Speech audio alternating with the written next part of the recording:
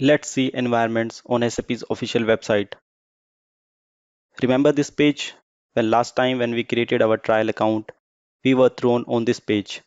Now, if you scroll down on this page, then you can see that there are two environments, Cloud Foundry and Neo environment. Let's first check Neo trial. It is loading. Now here you can see that we are inside the Neo environment. You can see that we have many types of options available in Neo environments. And here we have a sub account available. We will be talking about this sub account concept in the next video. And now if I go back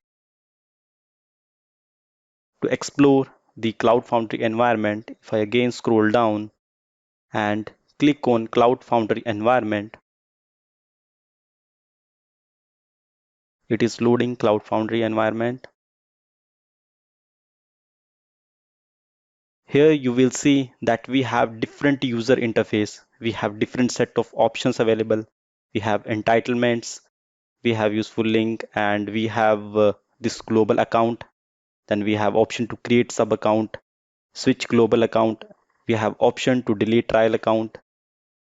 This global account and sub account we will be talking about in the next video.